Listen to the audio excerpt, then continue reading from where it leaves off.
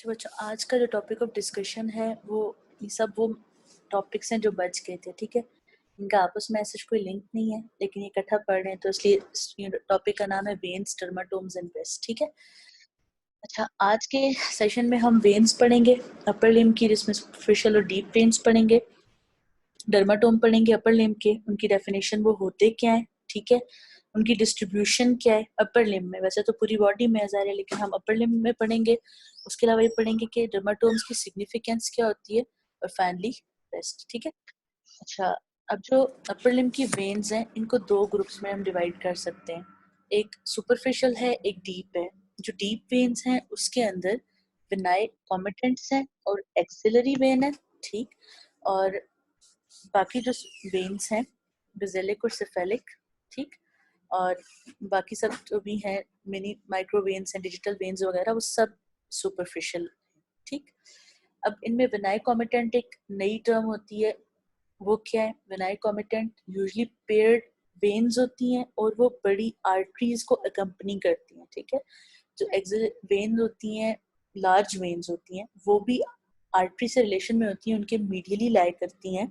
लेकिन डिफरेंस ये है कि विनाई कॉमिटेंट देखें वर्ड यूज हुआ अकम्पनी, वो कैसे है ये मैं आगे एक्सप्लेन करती हूँ पिक्चर से। अच्छा, सुपरफिशियल वेन्स जो हैं अपर लिम्ब की, ये सुपरफिशियल फेशिया में होती हैं। सुपरफिशियल वेनस नेटवर्क कहाँ शुरू होता है? डॉर्सल वेनस आर्च में, ठीक। और वो कहाँ है? वो डॉर्सम ऑफ द हैंड में। डॉर्सल वेनस आर्च क्या है? जो डॉर्सम ऑफ द हैंड पे वेन्स आर्च होती हैं डिजिटल वेन्स से आते हुए, ठीक। इसको भी सिर्फ सुनते जाइए, मैं आपको एक एक टर्म बाद में एक्सप्लेन करके बताती हूँ ये क्या है सब, ठीक।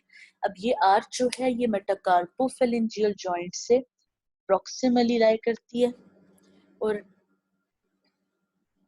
जो ब्लड है पूरे हाथ से वो पहले इस आर्च में ड्रेन करता है। वो कहाँ से आता है? डिजिटल वेन्स से। डिजिटल वेन्स क्या है? फिंगर की वेन्स है, और जो बाकी डीप वेन्स के साथ फ्रीली कम्युनिकेट करते हैं, यानी कि जो डॉर्सल पे आर्च है वो सुपरफिशियल है, लेकिन डीप वेन्स भी मौजूद है हाथ के अंदर, इनका आपस में कनेक्शन है, ठीक है। उसके बाद ये डॉर्सल वेनस आर्च जो है ये सिफेलिक और बेसिलिक वेन्स में आकर ड्रेन होता है, जो लैटरल और मीडियल एंड्स पर लाई करते हैं। अभी जो कुछ हमने पढ़ा है इसको पिक्चर से डिस्कस करते हैं, ये सब है क्या, ठीक है। पहले इसमें सिफेलिक वेन को पढ़ लेते हैं, बल्कि ठीक है काम करते हैं, टर्मिनोलॉजी सारी एक्सप्लेन करते हैं फिर जाते हैं। देखो, सुपरफिशियल वेन्स जो है वो सुपरफिशियल फेशिया के अंदर है। सुपरफिशियल फेशिया क्या है? ये वो टिश्यू है जो स्किन के नीचे लाई करता है, ठीक। सुपरफिशियल वेनस नेटवर्क, जैसे मैंने आपको बताया था ना कि आर्टरीज जो है वो हार्ट से स्टार्ट होती हैं, ठीक है, डिवाइड होते होते फिंगर टिप तक आती हैं। वेन्स की डायरेक्शन इससे ऑपोजिट है। वेन्स जो स्टार्ट है वो वहां से होता है जहाँ पे आर्टरी टर्मिनेट होती है। बेसिकली नेटवर्क होता कैसा है ब्लड सप्लाई का, इसको मैं रेड से बनाऊंगी ताकि आपको समझ आ जाए, ठीक है। आर्टरी जहाँ आकर एंड होती है वहां पर स्प्लिट होकर कैपिलरी नेटवर्क बनता है, ठीक है। आर्टरी भी डायरेक्ट नहीं होती है, आर्टरी से पहले आर्टीरियोल बनता है, ठीक है, वो मिनी आर्टरी होती है। उसके बाद कैपिलरी बनती है, ठीक है। कैपिलरी भी दो टाइप्स की है, आर्टीरियल कैपिलरी है, ठीक है, जो ब्लड ला रही है। उसके बाद फिर वेनस कैपिलरी होती है, ठीक है, जो ब्लड वापस ले जा रही होती है। अब ये दोनों, ठीक है, इस तरह आपस में कनेक्टेड नहीं होते जैसे मैंने पिक्चर बनाई है, लेकिन समझाने के लिए सपोज कि अगर ये फिंगर है, इसमें आर्टरी यहाँ तक ब्लड लेकर आई थी, इसने सप्लाई कर दिया सारा, ठीक है। इसके बाद अब वेनस नेटवर्क है वो उसको वापस पिक करेगा इस ब्लड को और लेकर वापस चला जाएगा, ठीक है। इसी तरह ये सारा वेनस नेटवर्क, फिर ये वेन्यूल बनता है, फिर ये वेन बनती है और वापस जाता है। इसीलिए जो डॉर्सल वेनस आर्च है वो कैसे शुरू होती है? जैसे हमने पढ़ा था ना कि एक्सिलरी आर्टरी जो है सबक्लेवियन आर्टरी से आती है, फिर ब्रेकियल बनी, अल्नर रेडियल बनी, और फिर वो आकर पाल्मर आर्टीरियल आर्चेस पर आकर खत्म होती है, जिसकी टर्मिनल ब्रांचेस क्या है? डिजिटल आर्टरीज, यानी कि जो हमने पढ़ा था डीप और सुपरफिशियल आर्टीरियल पाल्मर आर्चेस थी, उनकी ब्रांचेस क्या थी? फिंगर्स के अंदर आर्टरीज जा रही थी, ठीक है। इसी तरह जब वेनस प्लेक्सस पढ़ना है तो वही ब्रांचेस वेन्स की, उसी तरह की डिजिटल वेन्स वापस आएंगी और अब आकर ये यहाँ पर वेनस आर्च बनाएंगी, ठीक है। इसको कहते हैं हम डॉर्सल वेनस आर्च, ये वाला, ठीक। डॉर्सम ऑफ द हैंड पे, जबकि जो आर्टीरियल प्लेक्सस थे ना, आर्टीरियल आर्चेस थी वो पाम में थी, ठीक है। आर्टीरियल आर्चेस पाम में, वेनस आर्च डॉर्सम में। यही वजह है कि अपने हैंड की बैक साइड पर हमें वेन्स नजर आती हैं ब्लू या ग्रीन कलर की, ठीक, क्योंकि ये सुपरफिशियल फेशिया में लाई करती हैं।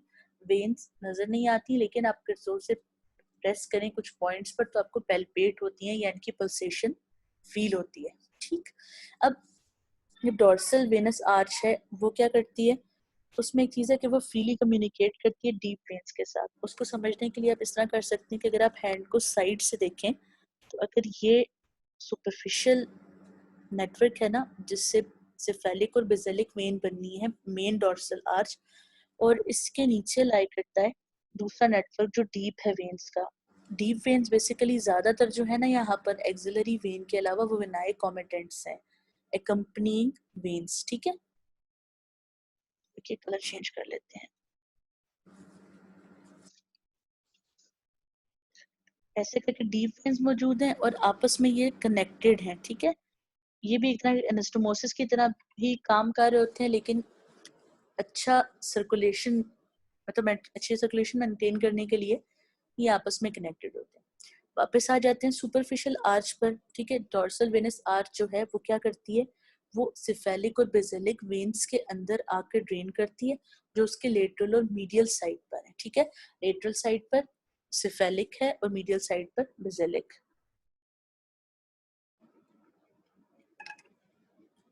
जो सिफेलिक वेन है lateral side of the dorsal venous arch से अराइज करती है बैक ऑफ हैंड पे, ठीक है, डॉर्सम बैक साइड पर है, और lateral border of four arm पे वाइंड करती है। वाइंड करने का मतलब है उर्दू में लपेटना, ठीक है। लपेटने का मतलब है कि वहां से होकर ये आगे आ गई है।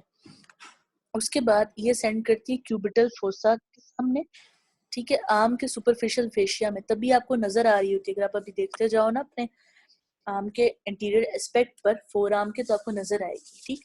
और lateral side of the biceps तक जाती है। उसके बाद ये डाइव करती है डेल्टोपेक्टोरल ट्रायंगल के अंदर, ठीक है।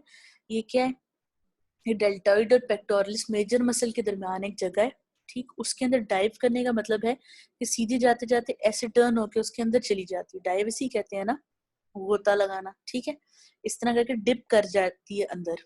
तो डेल्टोपेक्टोरल ट्रायंगल में क्लेविपेक्टोरल फेशिया को पेरस करती है। क्लेविपेक्टोरल फेशिया क्या था, जो क्लेविकल से नीचे फेशिया था, जो स्प्लिट होकर पेक्टोरलिस माइनर मसल को इंक्लोज करता था और फिर लिगामेंट बनकर एक्सिलरी फ्लोर में जाता था, ठीक है। और ये टर्मिनेट कैसे होती है सेफेलिक वेन, ये एक्सिलरी वेन में जाकर ड्रेन हो जाती है, ठीक है। एक्सिलरी वेन में जाकर ये ड्रेन हो जाती है। अब जैसे जैसे सेफेलिक वेन अपर लिम्ब में जाती जाती है, यानी कि फोर आर्म पे जहाँ ये बनी थी, इसके अंदर डिफरेंट ट्राइब्यूटरीज आती जाती है लेटरल और posterior surface of the limb से। ये ट्राइब्यूटरीज क्या है, ये छोटी छोटी वेन्स हैं जो जैसे स्किन के किसी पोर्शन से ब्लड ला रही हैं, ठीक है। डीप वेन्स हैं, ये इसमें शामिल होती जाती है। जो वेन इसमें पड़ने वाली है वो है मीडियन क्यूबिटल वेन, ठीक है। ये क्या है, ये सिफेलिक वेन की ब्रांच है, लेकिन ये होती की तरह ये क्यूबिटल फोसा के अंदर होती है। ये अपवर्ड और मीडियली रन करते हुए बेसिलिक वेन को ज्वाइन कर लेती है, यानी कि अगर ये साइड पर सिफेलिक वेन है, इस साइड पर बेसिलिक वेन है, तो यहाँ से एक वेन जो है अराइज करती है सिफेलिक वेन से, और ये इसकी तरफ मीडियली रन करती है। इस वाली वेन को हम कहते हैं मीडियन क्यूबिटल वेन। यही वेन है ज्यादातर जो हमें नजर आ रही होती है जब हम अपने सैम्पलिंग के लिए अपना बाजू आई करते हैं, ठीक है, टॉर्निकेट लगाया जाता है। इसी से ज्यादा सैम्पलिंग होती है क्योंकि ये विजिबल होती है, ज्यादा प्रोमिनेंट होती है, और उससे भी ज्यादा इंपॉर्टेंट ये है कि इसकी एक ऑलमोस्ट फिक्स लोकेशन होती है, ठीक है। यहाँ पर आपको ये वेन जरूर पैल्पेट हो जाती है। इसमें कुछ एनाटॉमिकल वेरिएशन में लिखा हुआ ना, सब्जेक्ट टू वेरिएशन, क्योंकि हमेशा ये डायरेक्टली ऐसे सीधी नहीं होती जैसे इस पिक्चर में नजर आ रही है, कभी कभार इसमें वेरिएशंस होती हैं, ठीक। क्यूबिटल फोसा के अंदर मीडियन क्यूबिटल वेन जो है वो ब्रेकियल आर्टरी के ऊपर से गुजरती है और मीडियन नर्व के भी, लेकिन बाइसेपिटल एपोन्यूरोसिस इनको सेपरेट करता है, यानी कि जो क्यूबिटल फोसा की बाउंड्रीज हैं उनके ऊपर से ये वेन गुजर रही है मीडियन क्यूबिटल वेन, लेकिन नीचे बाइसेपिटल एपोन्यूरोसिस है क्योंकि वो रूफ बना रहा होता है क्यूबिटल फोसा की, उससे नीचे मीडियन नर्व और ब्रेकियल आर्टरी है, ठीक। इस चीज में इस फिगर को डालने का मकसद ये है कि आपको सुपरफिशियल और डीप फेशिया की समझ आ जाए। देखिए यहाँ पर एक स्किन का पैच लेकर उसको फोकस किया गया है, अब आप उसको देखते जाइए। ठीक है, सबसे बाहर क्या चीज है? स्किन। ठीक है, ये जो पर्पल भी दिखाया हुआ है ना इसके साथ, ये भी स्किन की लेयर है, आप इसको एपिडर्मिस और डर्मिस समझ लें। ठीक है, उसके बाद देखिए जिसको येलो दिखाया हुआ है उसको उन्होंने लेबल किया है सुपरफिशियल फेशिया। इसके बारे में लिखा है कि ये स्किन और अंडरलाइंग ऑर्गन्स के दरमियान है। इसके अंदर एरियोलर टिश्यू और एडिपोज टिश्यू। एरियोलर जो है ये एक पिगमेंटेड टिश्यू है। ठीक है, एडिपोज टिश्यू किसको कहते हैं? फैट को। इसको हम सबक्यूटेनियस लेयर या हाइपोडर्मिस भी कहते हैं। सबक्यूटेनियस क्योंकि ये स्किन के नीचे, और हाइपोडर्मिस क्योंकि डर्मिस भी स्किन का पार्ट है, ये उसके नीचे है। ठीक है, उसके बाद देखिए तो ये सारा है ना, ये वाला एरिया, ये सारे का सारा डीप फेशिया है। ठीक है, ये क्या है? ये स्ट्रॉन्ग फाइब्रस फ्रेमवर्क जैसा, और है क्या है कंसिस्टेंसी में, क्या चीज है? ये कनेक्टिव टिश्यू है। ठीक है, और इसी के ये जो बॉडी के बाकी स्ट्रक्चर्स है ना, जैसे टेंडन्स, लिगामेंट्स, कैप्सूल्स, उनके साथ ये बाउंड होता है, अटैच्ड होता है। ठीक है, और उसके बाद आखिरी चीज सब सीरियस फेशिया है, ये सबसे नीचे की तरफ है, जहाँ ऑर्गन्स की अपना ही कवरिंग होती है ना, ऑर्गन के ऊपर भी एक लेयर होती है फेशिया की। ठीक है, उसको हम कहते हैं सब सीरियस फेशिया। उसके ऊपर और डीप फेशिया के दरमियान भी एक पतली सी लेयर होती है बिल्कुल, इसको सब सीरियस फेशिया कहते हैं। ठीक है, ये किससे बना होता है? एरियोलर टिश्यू से। खैर अभी अभी कंसर्न के पहले दो है, इन दो को समझ लीजिए, अभी के लिए ये काफी है। सुपरफिशियल फेशिया वो है जो स्किन के नीचे है, उसके अंदर एरियोलर, पिगमेंटेड और फैटी टिश्यू है। डीप फेशिया वो है जो सुपरफिशियल के नीचे लाई करता है, वो थोड़ा ज्यादा थिक है, टेंस है और फाइब्रस है। ठीक है, और जो कैप्सूल्स, टेंडन, लिगामेंट्स हैं उनको ये बाइंड करता है, उनके साथ जाकर अटैच्ड होता है ये। अच्छा, वापस आ जाते हैं, ये क्या है? जो ये डेल्टोपेक्टोरल ट्रायंगल है जिसके बारे में बात की थी, ये सेफेलिक वेन जो है वो इसके अंदर डाइव करती है या इसके अंदर डिप करती है जाकर। ठीक है, तो इसकी क्या बाउंड्रीज हैं? इसकी बाउंड्रीज ये हैं कि इसको थोड़ा सा पिक्चर है, जैसे इसको आप इस एंगल से पढ़ते हो तो उस हिसाब से मैं आपको बाउंड्रीज बताती हूँ। इसकी जो सुपीरियर बाउंड्री है ना बच्चों, उस पर क्लेविकल है। ठीक है, इसकी इंफीरो मीडियल बाउंड्री है जिस पर पेक्टोरलिस मेजर है। ठीक है, यानी कि ये वाली जो बाउंड्री है ना, इसको उन्होंने इंफीरो मीडियल कहा है बुक्स में। ठीक है, इस वाली बाउंड्री को इन्होंने कहा है ये कि ये सुपीरियर है, यानी ट्रायंगल की डायरेक्शन उन्होंने बेसिकली इस तरह दिखाई हुई है, इसलिए यहाँ पर इसको बेस दिखाया है, इसको एपेक्स, तो उस हिसाब से उन्होंने इसकी बाउंड्रीज बताई है। इन्फीरो मीडियल बाउंड्री बताई है, और उसके बाद सुपीरो लेटरल बाउंड्री कहा है। ठीक है, ये सुपीरो लेटरल बाउंड्री है जो कौन बनाता है? डेल्टॉइड। एक दफा दोबारा इसको सारा देख लेते हैं। ठीक है,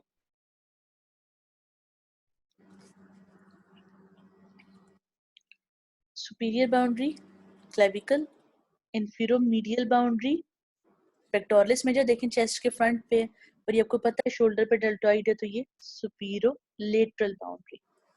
ठीक, डेल्टॉइड बनाता है। तो देखिए अब आप दोबारा वेन को देखें, आप ब्लू कलर से आ रही है। ठीक है, ब्लू कलर है सारा सेफेलिक, आते आते ये फौरन यहाँ पर डिप करके अंदर चली गई है ऐसे।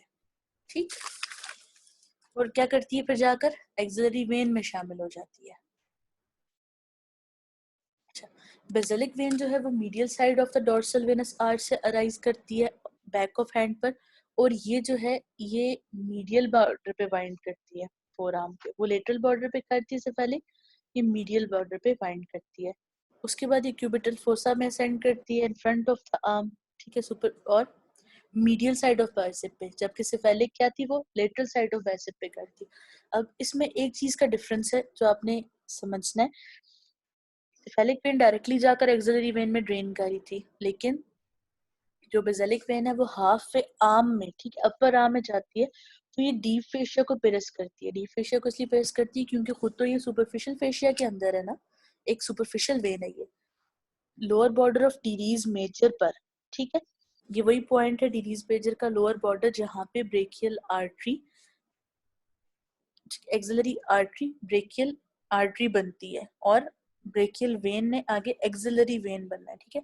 उस पॉइंट पर आकर ये विनाइक कॉमिटेंट्स ऑफ ब्रेकियल आर्टरी को ज्वाइन करती है और एक्सिलरी वेन बनाती है, ठीक है।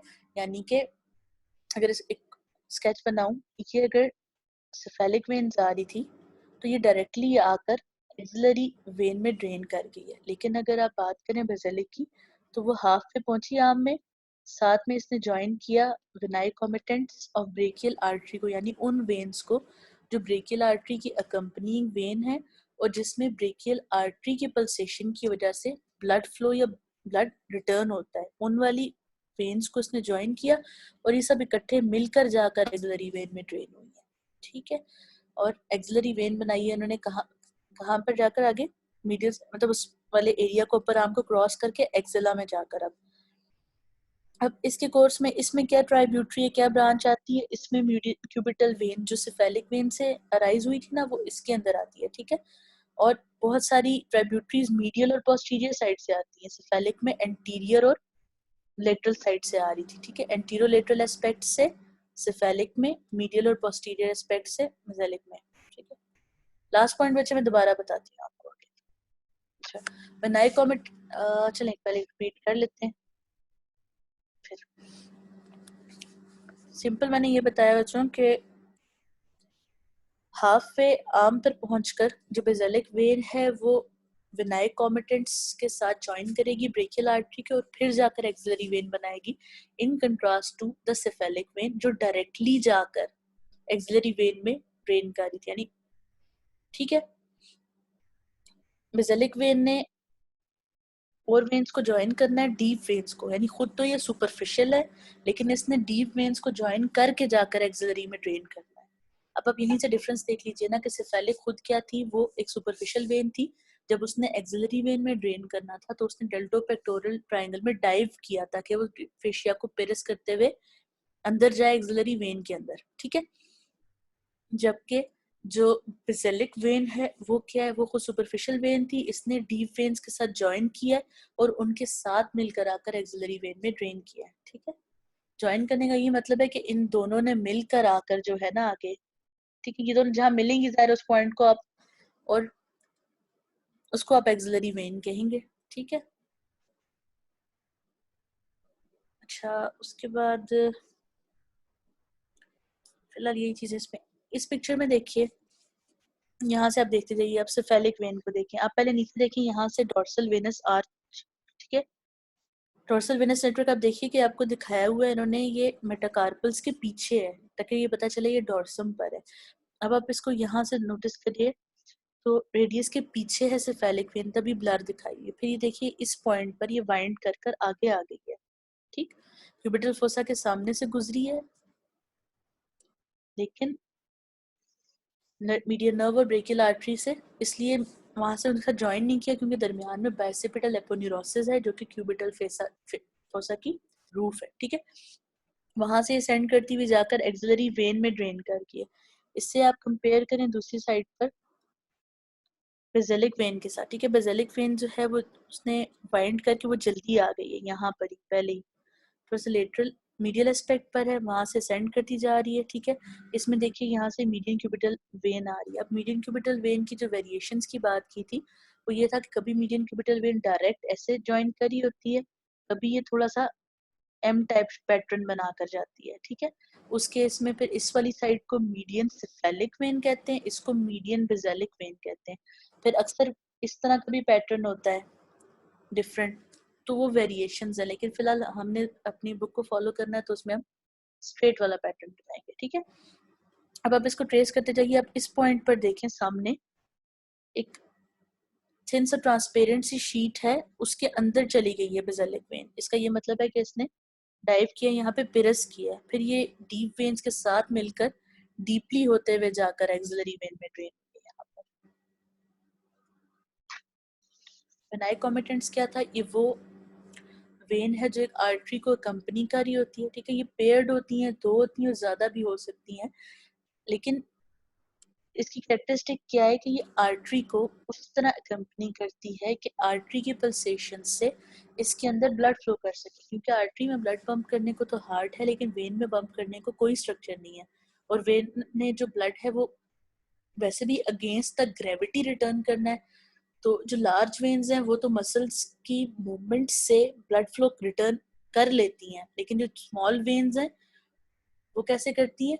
With the aid of pulsation of the artery they company, ठीक है। सिफेलिक वेन ड्रेन करने के बाद एज एक्सिलरी कंटिन्यू करेगी। बच्चे सिफेलिक क्यों रहेगी? अच्छा, इस पिक्चर में आप देखेंगे तो आपको समझ आ जाएगी कि विनाइक कॉमिटेंट होता है कि आप देखिए कि ये जो है ये रेडियल आर्टरी है और दो वेन्स हैं इसके बिल्कुल साथ साथ जुड़ी हुई है, ठीक। सिफेलिक वेन को देखिए वो अलग जा रही है, ठीक, जबकि आप विनाइक कॉमिटेंट्स को देखिए वो बिल्कुल रेडियल आर्टरी के साथ साथ है। इससे क्या फायदा होगा? जिस टाइम रेडियल आर्टरी पल्सेट करेगी, रेडियल आर्टरी में तेजी से ब्लड फ्लो करेगा, उसकी वजह से यहाँ पर भी ब्लड फ्लो इजीली कर सकेगा, ठीक है। उसके बाद देखिए जहां ये मिली है कॉलेस्ट वेन, एक वेन बनी है बड़ी जो इन विनाइक कॉमिटेंट्स के मिलने से बनी थी ना, उसका उसके अंदर एक कनेक्शन जब सिफेलिक वेन से आया तो वो मीडियन क्यूबिटल वेन बनी, ठीक है। यानी कि जो मीडियन क्यूबिटल वेन आसान लफ्जों में ये है कि जो सिफेलिक से मीडियन क्यूबिटल वेन ने अराइज होना है ना, उसके अंदर डीप वेन्स भी आकर ड्रेन करेंगी। ये मल्टीपल पैटर्न्स हैं, इसलिए मैंने आपको बताया था कि डायरेक्टली ऐसा सीधा नहीं होता जितना सिंपल लिखा हुआ है, इसके अंदर और भी बहुत सारी वेन्स ड्रेन करती हैं, लेकिन मीडियन क्यूबिटल क्योंकि इम्पोर्टेंट है तो हम इसको ज्यादा डिटेल से पढ़ते हैं, ठीक है। ये रहे विनाइक कॉमिटेंट्स। इस पिक्चर में देखिए ज्यादा क्लियर हो जाएगा। देखें कि आर्टरी वेन एक दूसरे को कंपनी कर रही है, टेम्परेचर्स लिखे हैं, ब्लड फ्लो के उसको बेशक छोड़ दें। इस वाली पिक्चर पे आप फोकस करें कि देखिए कि आर्टरी के ऊपर कैसे वेन्स रैप्ड हैं। तो अगर ये आर्टरी पल्सेट करती है, ठीक है, ऐसे करके लाइक कंट्रैक्ट करती है और फिर वापस रिलैक्स करती है, तो ऊपर वाली जो वेसल्स हैं उनमें भी ब्लड फ्लो इजी हो सकेगा। इस वाली पिक्चर में देखिए इसमें ज्यादा बेटर दिखाया हुआ है कैसे। अब ये पूरा पैटर्न एक दफा देख लें कि ये superficial deep venous palmar arches हैं, ठीक है। सुपरफिशियल वाले को हम पढ़ते हैं, वेनस प्रॉपर आर्च नहीं होती लेकिन कनेक्टेड वेन्स होती हैं, ठीक है। अब डीप यहाँ पर कौन सी वाली वेन्स है? सुपरफिशियल तो हमने पढ़ा ना, जो डॉर्सम के ऊपर है जिसने बाद में सिफेलिक और बेसिलिक बनाना है, लेकिन डीप कौन सी है? डीप वो है जो विनाइक कॉमिटेंट्स हैं रेडियल आर्टरी के और अल्नर आर्टरी के, ठीक। उसी से उन्होंने कहा है वो रेडियल वेन्स है, अल्नर वेन्स है, ठीक है। ये कौन है बेसिकली? ये बेसिकली विनाइक कॉमिटेंट्स हैं जो डीप वेन्स, ठीक है।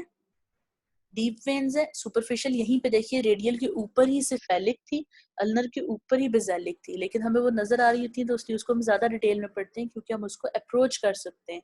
उनका डायमीटर ज्यादा होता है, उनको ट्रेस किया जा सकता है, ठीक है। उनका मोर और लेस एक जैसा पैटर्न होता है असेंड करने का, एक जैसा एनाटॉमिकल कोर्स या रूट होता है, लेकिन विनाइक कॉमिटेंट्स डिफरेंट होते हैं, ठीक है। ब्रेकियल वेन्स को देखिए, ये भी विनाइक कॉमिटेंट है, ये कोई प्रॉपर उस तरह वेन नहीं है, इस तरह की वेन्स है जैसे ये है ना विनाइक कॉमिटेंट्स। अब इन सब ने मिलकर जाकर एक्सिलरी वेन में ड्रेन कर दिया।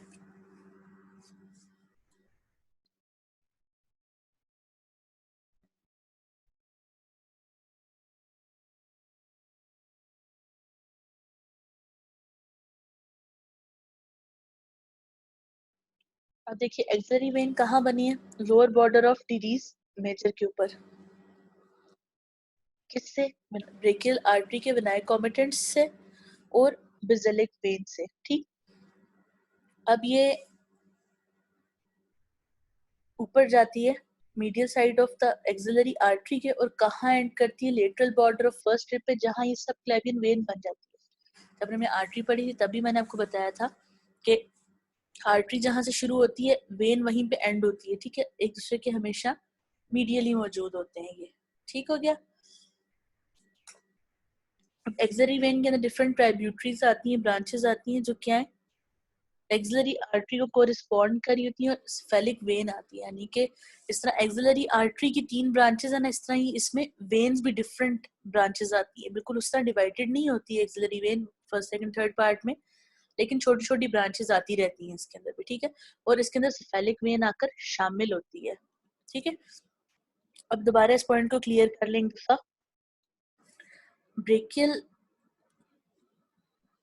आर्टरी के विनाइक कॉमिटेंट्स और बेसिलिक वेन जब मिलेंगे तो ये एक्सिलरी वेन बन जाएगी, लेकिन सिफेलिक इनके सामने कंटिन्यू करती रहेगी, ठीक है।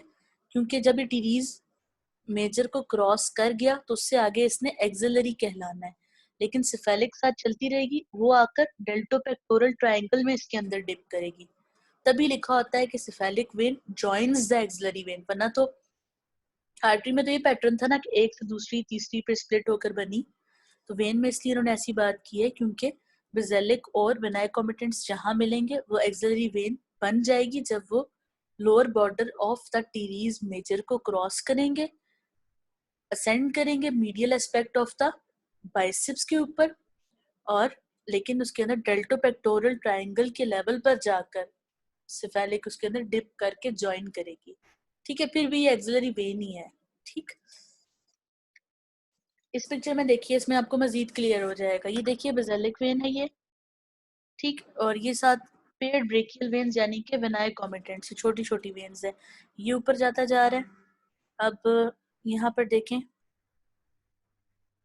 ये समझ लें, चलें, ये क्या है, ये लोअर बॉर्डर है टीरीज मेजर का, क्योंकि ये यहाँ पर अगर आप समझे तो यहाँ पर इंटरट्यूबरकुलर सल्कस इस पे अटैच हो जाकर। खैर, अच्छा, इसे क्रॉस करके आगे अब ये एक्सिलरी वेन ही है, लेकिन सिफेलिक जो है ये साइड से आकर बाद में आकर इसमें ड्रेन कर रही है, लेकिन डिप कर रही है आकर इसमें डेल्टोपेक्टोरल ट्रायंगल के लेवल पर, तो फिर ये आगे कंटिन्यू कर रही है एक्सिलरी वेन है, ये भी एक्सिलरी ही कहलाएगी। ठीक है,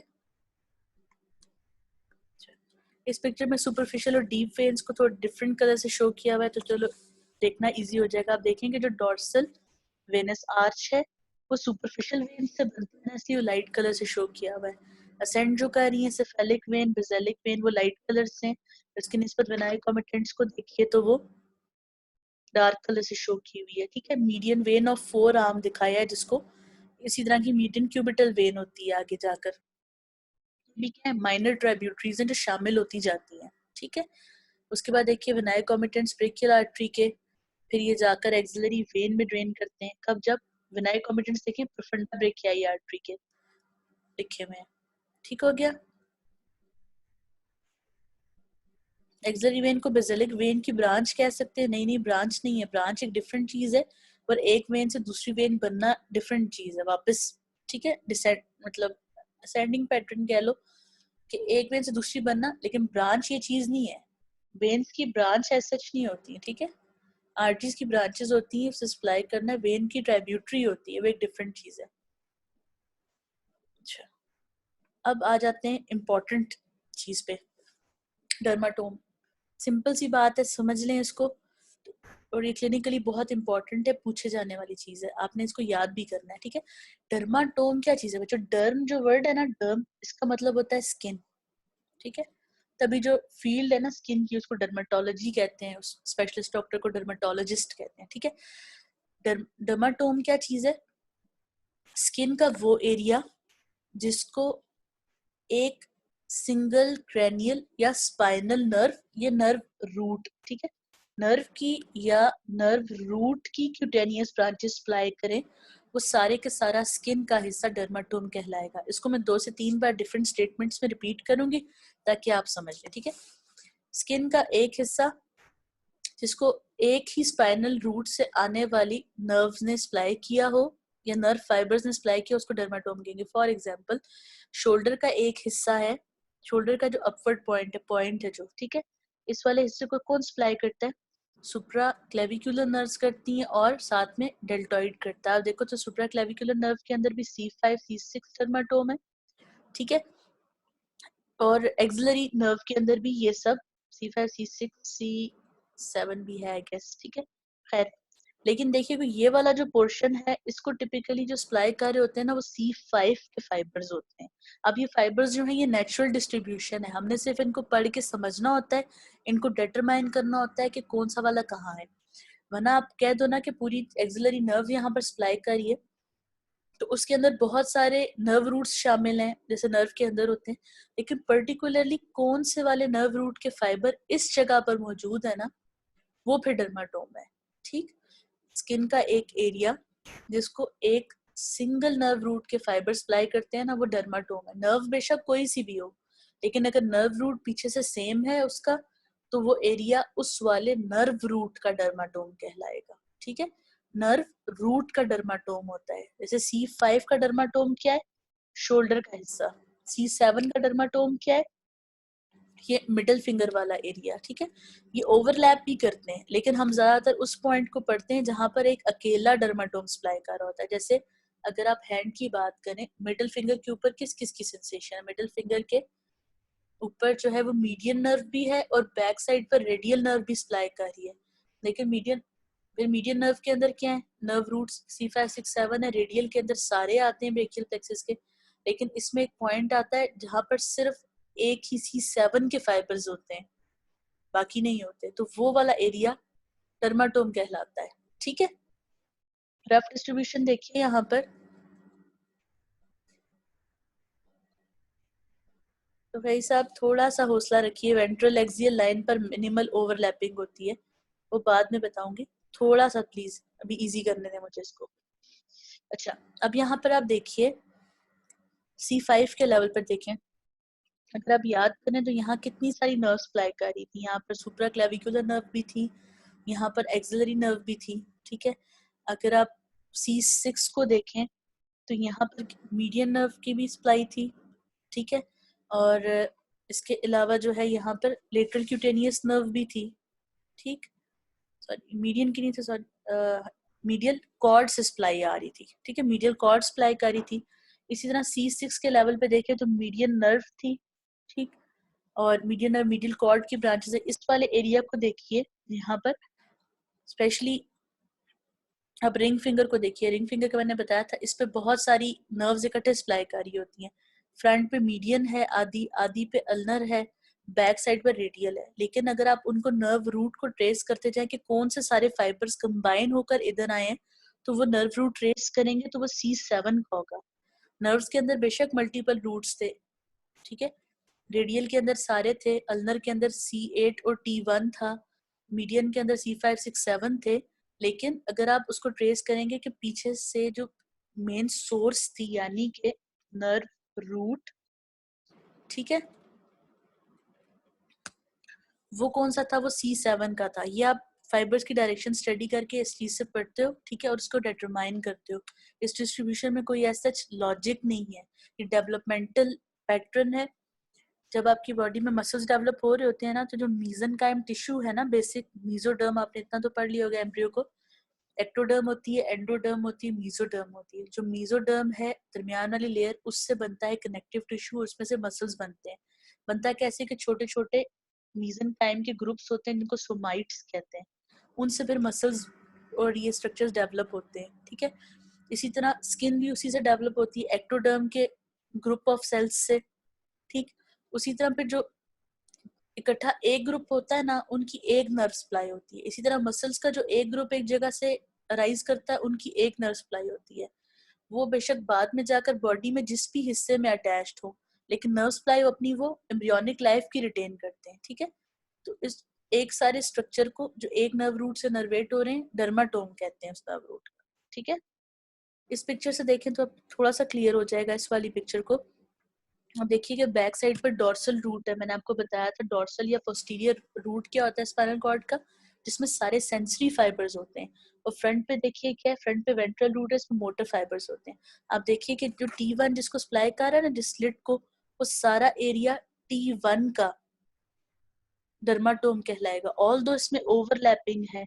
जो यहाँ पे नर्व सप्लाई करेगी उसके अंदर T1 T2 T3 सारे नर्व रूट्स इन्वॉल्व हो सकते हैं। ये एक नर्व है, देखें आप यहाँ पे देखिए, ये पेरिफेरल नर्व बनी है, उसके अंदर नर्व फाइबर आकर तीनों के आए थे, T1 T2 T3 तीनों के फाइबर्स आए थे। लेकिन जब स्प्लिट होने की बारी आई है आगे सप्लाई करने की, तो T1 यहाँ पर सप्लाई कर रहा है, T2 यहाँ कर रहा है, T3 यहाँ कर रहा है। अब जो एक सेपरेट पोर्शन है ना, जहाँ T1 अकेला सप्लाई कर रहा है, ठीक है, जहाँ पे T2 की ओवरलैपिंग नहीं है, इस T1 वाली जगह को, इसको मैंने येलो से हाईलाइट किया है, T1 स्पाइनल रूट का डर्माटोम कहेंगे। ठीक है, इसकी क्लिनिकल सिग्निफिकेंस है, इसलिए हम पढ़ते हैं, क्योंकि जहाँ ओवरलैपिंग है वहां तो हमें नहीं पता चलेगा ना खराबी क्या हुई है। ठीक है, तो जब किसी एक सिंगल ऐसी जगह पे ना, सिंगल सप्लाई वाले डर्माटोम वाली जगह पर अगर कोई खराबी है तो हम ट्रेस कर लेते हैं कि ये वाले नर्व रूट में मसला है। जब स्पाइनल कॉर्ड पढ़ते हैं ना, उसकी इंजरीज पढ़ते हैं, ऐसे प्रॉब्लम्स, उसमें ये चीज आपके काम आती है, क्योंकि आप ऐसे एकदम से और किसी तरह टेस्ट नहीं कर सकते। ये आपके क्लिनिकल एग्जामिनेशन में चीजें आपको फायदा देती हैं। आप क्लिनिकली एग्जामिन करते हो, आपको ऐसी फाइंडिंग मिलती है, उसके बाद फिर आप टेस्ट कराकर कंफर्म करते हो कि ऐसा कोई मसला है, इसमें MRI CT स्कैन वगैरह डिटेल चीजें बाद में। जी पूछें।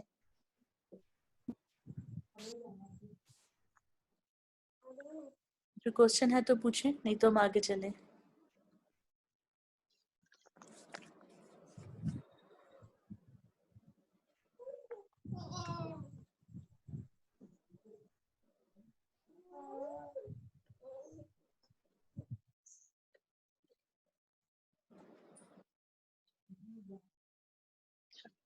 सिग्निफिकेंस क्या है?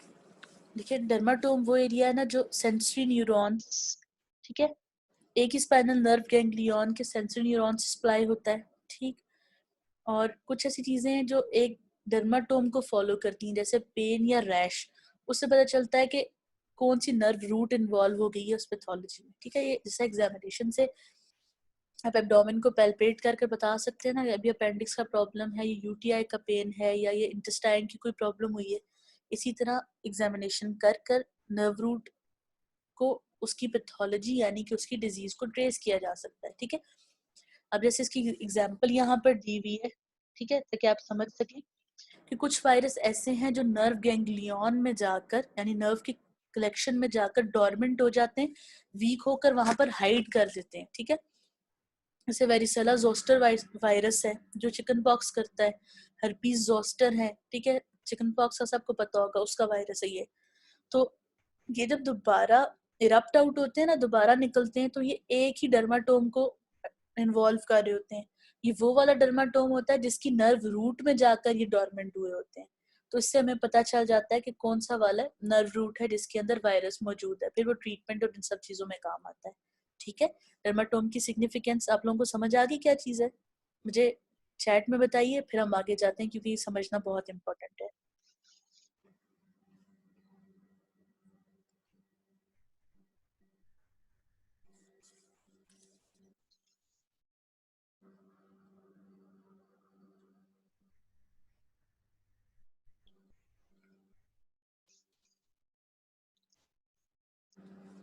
रिपीट कर दूं?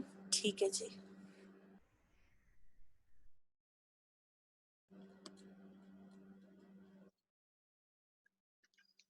वापस जाते हैं, फिर डिस्कस करते हैं इसको भी।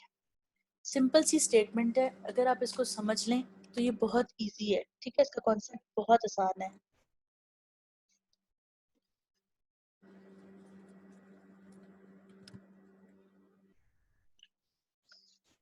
स्किन का एक एरिया जो एक नर्व रूट से, ठीक है, सप्लाई होता है, क्योंकि बल्कि इससे बेटर है कि अगर हम इस वाली पिक्चर पर आ जाएं।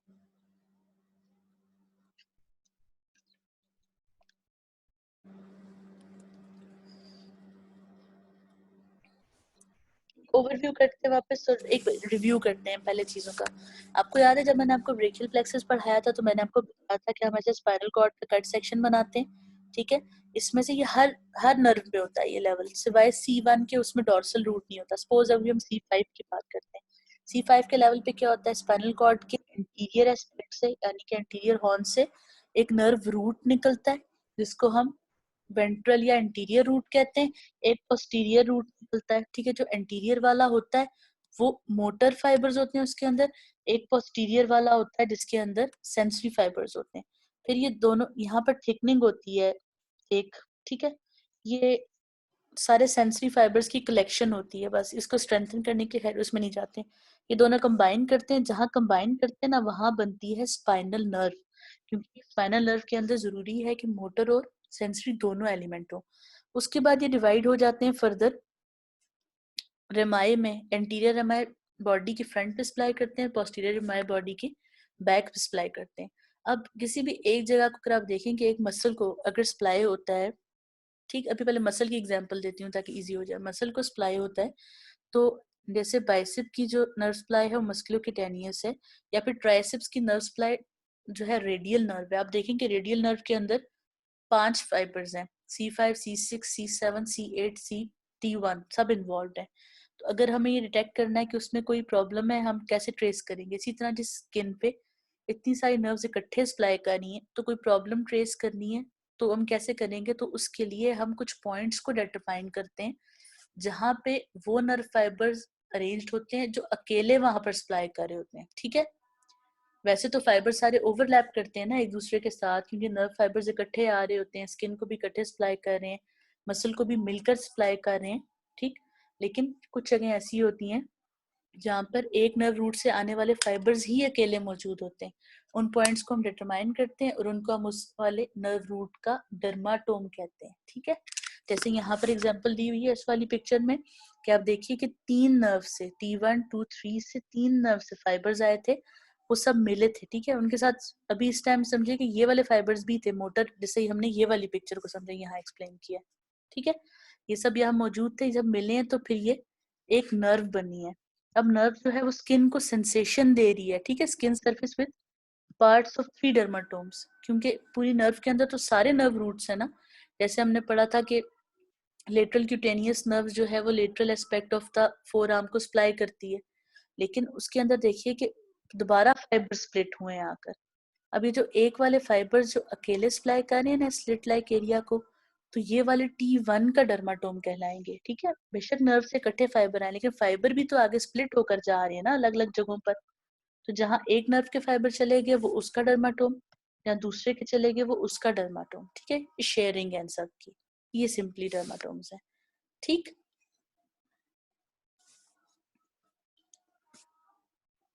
आई होप आप क्लियर होगा। अच्छा, मायोटोम का थोड़ा सा कॉन्सेप्ट ट्विस्टिंग है, लेकिन मैं आपको इसलिए बता रही हूँ कि ये एक ही पेपर में आया था, बुक में नहीं लिखा हुआ, लेकिन ये एक पेपर में आया था कि डर्माटोम और मायोटोम क्या होते हैं। हमारे कॉलेज के एक पेपर में आया था, और इवन यूएचएस के भी जो फर्स्ट ईयर वाला बैच था एक आज से 2 या 3 साल पहले, उनको भी आया था एक क्वेश्चन। ठीक है, इसलिए आपको पता होना चाहिए कि मायोटोम क्या होता है। मायो का मतलब है मसल, मायोटोम वो ग्रुप ऑफ मसल है जिसको एक सिंगल स्पाइनल नर्व इनर्वेट करती है। ठीक है, यानी कि जैसे C5 के मायोटोम वो वाले मसल है जिसके अंदर इसके फाइबर जाते हैं, जिस जिस मसल के अंदर इसका नर्व फाइबर जाता है वो मसल इसका मायोटोम कहलाएगा। ठीक है, इसका C5 के फाइबर ज्यादातर हम जिसमें अपर लिम्ब में पढ़ेंगे खासतौर पे, तो वो जा रहे होते हैं डेल्टॉइड के अंदर ज्यादा, और डेल्टॉइड क्या कराता है? फ्लेक्शन।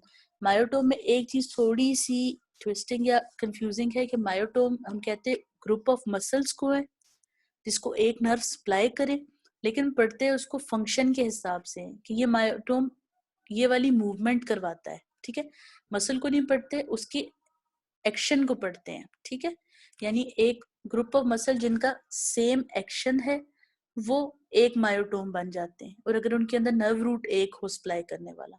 ठीक है, यहाँ देखिए कि ग्रुप ऑफ मसल जिसको एक सिंगल नर्व के मोटर फाइबर इनर्वेट करें तो वो मायोटोम है। जैसे यहाँ पर था ना कि अगर सिंगल T1 में था कि सिंगल पेरिफेरल नर्व के फाइबर्स इनर्वेट स्किन को करें तो वो डर्माटोम थी, ऐसे ही अगर ये मसल को सप्लाई करें तो मसल मायोटोम होगा। ठीक है, और उसमें मजे की चीज ये है कि अगर C5 जिस चीज को सप्लाई करती है वो ज्यादातर जो है वो फ्लेक्शन ही करवा रहे होते हैं, एबडक्शन करवा रहे होते हैं। C6-7 इनको करती हैं वो ज्यादातर फ्लेक्शन करवा रहे होते हैं। एक नेचुरल अरेंजमेंट है, लेकिन आपने ज्यादा फोकस डर्माटोम्स पे करना है, इन्हीं को याद करना है, मायोटोम्स को सिर्फ समझ लेना है। जैसे C5 जिन वाले फाइबर्स को मसल्स को सप्लाई कर रही होती है वो ज्यादातर एल्बो पे फ्लेक्शन करवा रहे होते हैं। कुछ जगह एबडक्शन लिखा हुआ है शोल्डर के, लेकिन आपने स्नेल को फॉलो करना, ये मैंने गूगल से लिया है। ठीक है, C5 जैसे वो मसल्स हैं जो फ्लेक्शन करवा रहे हैं। अगर आप याद करें तो बाइसेप्स को यानी कि anterior compartment of upper arm को सप्लाई करिए मस्कुलो क्यूटेनियस नर्व, उसके अंदर C5-6 के फाइबर्स होते हैं। ठीक है, रिस्ट एक्सटेंशन को करा रहा है, एक्सटेंसर्स हैं, उसके अंदर रेडियल नर्व है, C6 के फाइबर्स हैं। C7 को देखिए तो वो एल्बो की एक्सटेंशन करवा रहा है, यानी कि ट्राइसेप्स थी, रिस्ट पे फ्लेक्शन करवा रहा है, ब्रेकियोरेडियलिस कह लें। ठीक है, फिंगर एक्सटेंशन करा रहा है, C8 फ्लेक्शन करवा रहा है, T1 एबडक्शन करवा रहा है। यहाँ से देखिए, इससे थोड़ा सा इजी हो जाएगा कि C5 सारे उन मसल को सप्लाई हो रहा है जो शोल्डर की एबडक्शन करवाते हैं। ठीक है, यानी कि ये वाले जो नर्व फाइबर्स हैं ये उन मसल को डिस्ट्रीब्यूट हुए हैं जिनका काम था मिलकर एबडक्शन कराना। C6 के फाइबर्स उसको डिस्ट्रीब्यूट हुए जो एल्बो पे फ्लेक्शन करवाएगा। C7 के फाइबर्स उसको डिस्ट्रीब्यूट हुए जिसने एक्सटेंशन करवानी थी। और इस तरह सो ऑन, अपने सिर्फ T1 तक याद करना है, ठीक है। C8 रिस्ट फ्लेक्शन करवाने वाले फाइबर्स के पास, मसल्स के पास क्या है, फ्लेक्सर डिजिटोरम सुपरफिशियलिस के पास। फिंगर एबडक्शन क्या है, डॉर्सल एबडक्टर्स के पास, ठीक है। एबडक्टर यानी कि आप इंट्रोशियाई कह लें इसमें, ठीक। तो अभी भी अगर आपको मायोटोम का कॉन्सेप्ट समझ आता है तो गुड, लेकिन आपने फोकस डर्माटोम्स पे करना है, ठीक है। ये चीज़ पूछी जाने वाली है इसलिए मैंने आपको बताई, एक दफ़ा दोबारा आसान करने की कोशिश करती हूँ। अगर एक स्किन के पोर्शन को एक सिंगल नर्व रूट सप्लाई कर रहा है ना, यानी वहां पर ओवरलैपिंग नहीं है, कोई एरिया बच जाता है ना ओवरलैपिंग से, तो वो जो एरिया अकेला एक नर्व रूट से सप्लाई हो रहा है ना, वो एरिया उस वाले नर्व रूट का डर्माटोम कहलाएगा। इसी तरह एक ग्रुप ऑफ मसल जिसको एक नर्व रूट से आने वाले मोटर फाइबर सप्लाई करेंगे, मोटर फाइबर भी ज़ाहिर बहुत सारों को डिस्ट्रीब्यूट होते हैं, तो उस वाले मसल ग्रुप को हम उस नर्व रूट का मायोटोम कहेंगे। और हम मसल्स के नाम अलग अलग पढ़ने की बजाय उनका एक्शन इकट्ठे मिलाकर पढ़ लेते हैं। जैसे C5 वाले एबडक्टर्स को जाता है, ठीक है।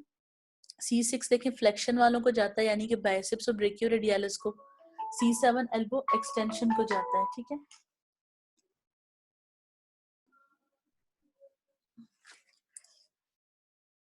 उसके बाद एक चीज और है, एंजियोसोम।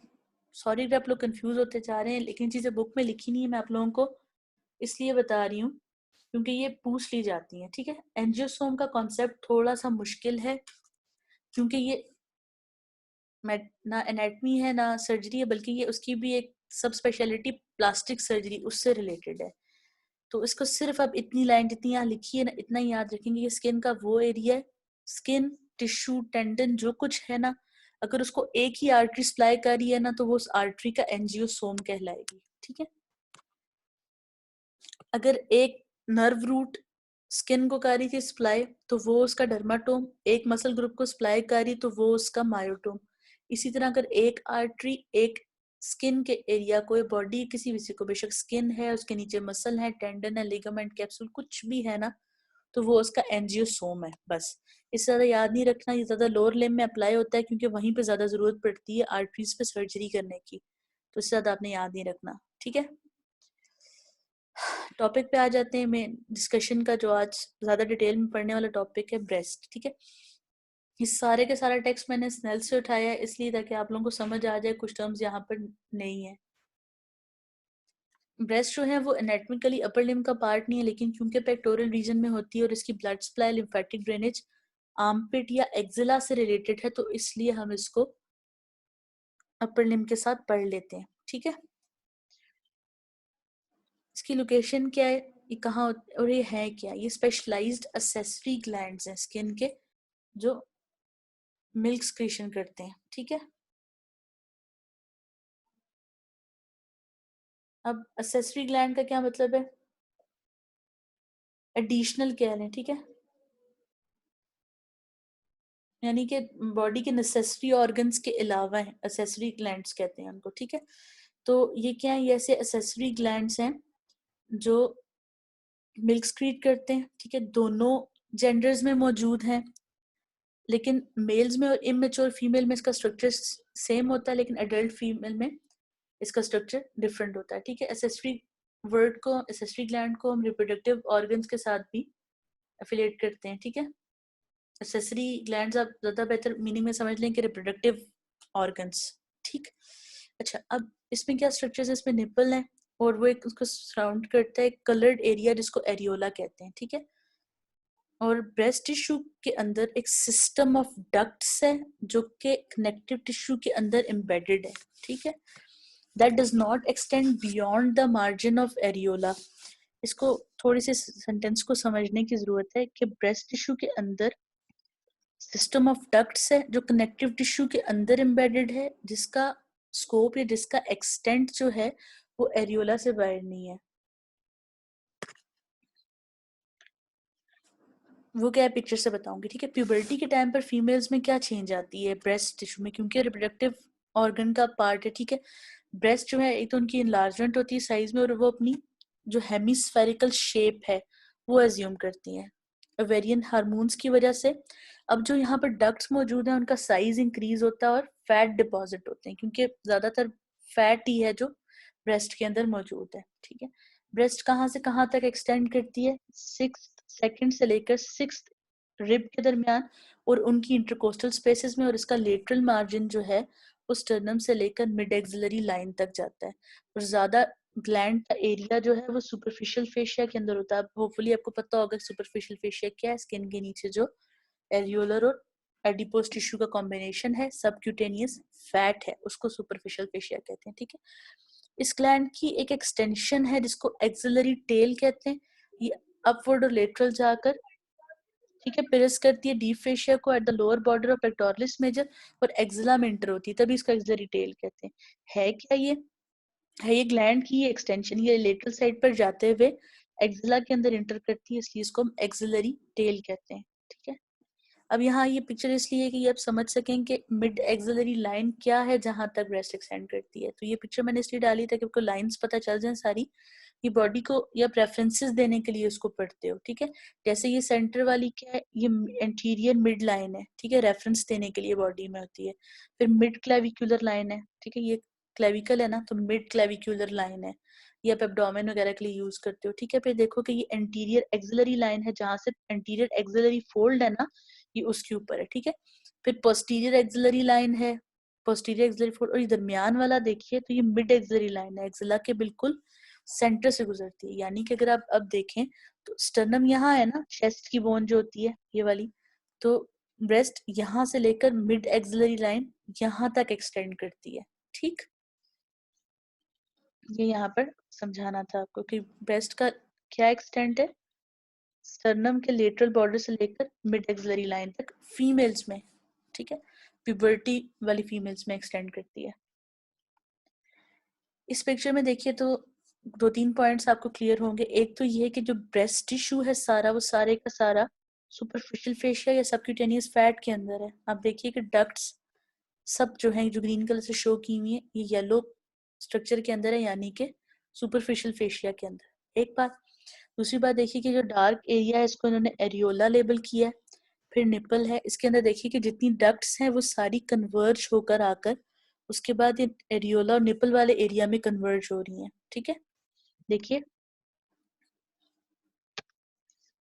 The breast tissue consist of a system of ducts embedded in connective tissue. ठीक है, डक्ट्स का सिस्टम है, जो कनेक्टिव टिश्यू कौन सा है यहाँ पर, सुपरफिशियल फेशिया के अंदर जो फैट है सारा, ठीक है, उसके अंदर एम्बेडेड है, और ये एरियोला के मार्जिन से ज्यादा एक्सटेंड नहीं होता। यानी जहां तक आप देखें कि जहां तक ये ब्राउन टिश्यू है वहीं तक ये डक्ट्स आकर ओपन अप हो रही हैं, सब कन्वर्ज हो गई हैं, इस ब्राउनिश हिस्से तक आ गई, ये बात यहाँ पर लिखी हुई है। ठीक, और अब देखिए कि इसी टिश्यू की एक एक्सटेंशन है जिसको हम एक्सिलरी टेल कहते हैं, ये एक्सिला के अंदर जा रहा है ये पोर्शन। ठीक है, एक्सिलरी टेल कहते हैं इसको। ये एक थोड़ी सी क्लियर पिक्चर है, इसमें देखिए ये यहाँ पर ब्राउनिश एरियोला है। अब देखेंगे सारे डक्ट्स आकर इसमें कन्वर्ज हो गए। लेक्टिफेरस डक्ट्स हैं जिसके जो मिल्क स्क्रीशन करती हैं, ये सारा फैट टिश्यू दिखाया है। ये लॉब्यूल्स हैं जो इसका ग्लैंडुलर टिश्यू है सारा, देखेंगे सारा आकर फिर इकट्ठा कन्वर्ज होता है, डक्ट्स के अंदर ड्रेन करता है और वो अल्टीमेटली निपल में ड्रेन करते हैं। ठीक है, पीछे देखिए ये थोड़ी सी जगह बची हुई है, स्पेस है एक, उसके पीछे क्या है, पेक्टोरलिस मेजर मसल है, पीछे फिर जो कट दिखाया मैंने ये रिब्स हैं। ठीक है,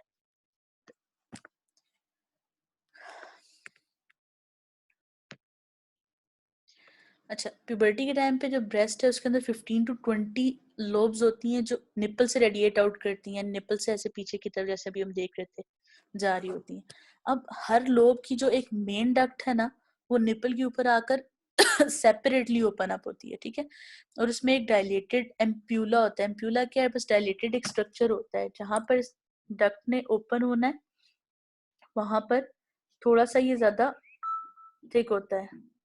ठीक है, मतलब एम्प्यूला का वर्ड का जो लिटरल मीनिंग है ना वो है कि सेक्यूलर डायलेशन, सैक लाइक। ठीक है, जैसे अगर ये एक डक्ट आ रही है ना, इस पे इस तरह की जो डायलेशन है ना, वो कहेंगे कि यहाँ पर इसका एम्प्यूला बना हुआ है। ठीक, तो जो मेन डक्ट है ना हर लोब से वो सेपरेटली आएगी, निप्पल पर आकर एक डायलेटेड स्ट्रक्चर बनाएगी, ठीक। और वो सारा कहाँ है? निप्पल के अंदर, ये निप्पल पर सेपरेट होता है।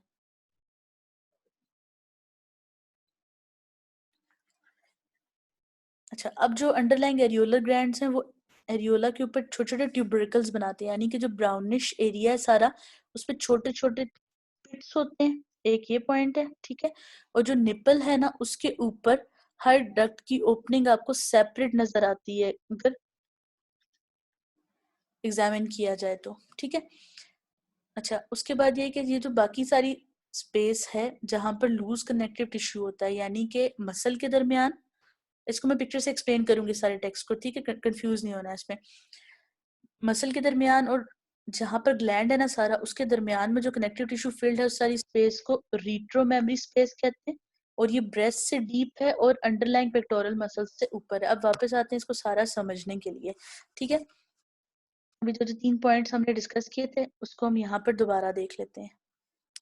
हमने एक बात की थी यहाँ पर कि मेन डक्ट जो है वो सारी सेपरेटली आकर निपल पर ओपन होती हैं। ये जो एक लोब है ना, ये सेपरेट आती है, ठीक है, और आकर निपल पर ओपन होती है अपनी डक्ट के साथ। और ये अगर आप निपल पर देखें तो सबकी ओपनिंग आपको सेपरेट नजर आ रही होती है, ठीक है। उसके बाद देखें कि अंडरलाइन जो एरियोलर ग्लैंड्स है ना, जो एरियोला को मैंने बताया ब्राउनिश जो हिस्सा है यहाँ पर डार्क कलर या पिगमेंटेड, इस पे जो इसके नीचे ग्लैंड्स है ना, उनकी छोटी छोटी सी पिट्स नजर आती हैं सेपरेट, ठीक। उसके बाद पीछे जो ये स्पेस है ना, जहां पर सिर्फ फैट भरा हुआ है, लूज कनेक्टिव टिश्यू है, इसको हम रीट्रो मेमोरी स्पेस कहते हैं, ठीक है। एडल्ट फीमेल में ब्रेस्ट कैसी? यंग वुमेन में ब्रेस्ट जो है वो प्रोट्रूड करती है फ्रॉम अ सर्कुलर बेस, यानी ज्यादा सर्कुलर स्ट्रक्चर होता है, ठीक है। प्रेगनेंसी में चेंजेस हैं जो इम्पोर्टेंट है क्योंकि वो डिफरेंट होती हैं नॉर्मल रूटीन में जैसे ब्रेस्ट होती है उसकी शेप से, ठीक है। जब प्रेगनेंसी स्टार्ट होती है तो डक्ट सिस्टम रैपिडली लेंथ में इंक्रीज होता है और ब्रांचेस भी ज्यादा हो जाती हैं। छोटे छोटे एल्व्यूलाई डेवलप होते हैं इन डक्ट्स के एंड पर कनेक्टिव टिश्यू भी ग्रो करना शुरू हो जाता है ज्यादा। कनेक्टिव टिश्यू के अंदर ब्लड वेसल्स इंक्रीज हो जाती हैं ताकि वो न्यूट्रिशन प्रोवाइड कर सकें एक्सपेंडिंग सारे सिस्टम को। निपल का साइज इनलार्ज होता है, ठीक है। एरियोला डार्क हो जाता है ज्यादा, ये हार्मोनल इन्फ्लुएंस में हो रहा होता है क्योंकि यहाँ पर मेलानिन पिगमेंट डिपॉजिट होता है स्किन में। और जो एरियोलर ग्लैंड्स हैं वो ज्यादा एक्टिव हो जाते हैं, ठीक है। इस पिक्चर में देखिए फीमेल बिफोर प्यूबर्टी, अब मेंस्ट्रुअल साइकिल में देखिए, ठीक है। लेकिन अगर प्रेग्नेंट फीमेल में देखिए कि इस वाले सिस्टम की निस्बत यहाँ पर ब्रांचेस भी ज्यादा हुई हैं डक्ट्स की, और उनके आगे जो जो छोटे से डॉट्स लाइक हैं ये क्या है? ये एल्व्यूलाई हैं जिन्होंने मिल्क प्रोडक्शन करनी है।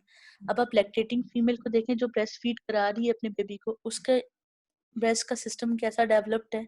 एल्व्यूलाई बहुत ज्यादा डेवलप्ड है, ठीक है। फिर जब लैक्टेशन स्टॉप करवाएगी, ब्रेस्ट फीडिंग स्टॉप करवाएगी बेबी को, तो वो ब्रेस्ट वापस अपनी जो एडल्ट फीमेल वाली पिक्चर है विदाउट प्रेगनेंसी उसमें आ जाते हैं। और मेनोपॉज के बाद क्योंकि हार्मोन्स नहीं रहते जिन्होंने ब्रेस्ट की ग्रोथ को इन्फ्लुएंस करना है, तो ये वापस बिफोर प्यूबर्टी या एट प्यूबर्टी वाली स्टेज पे वापस आ जाती है, ठीक है।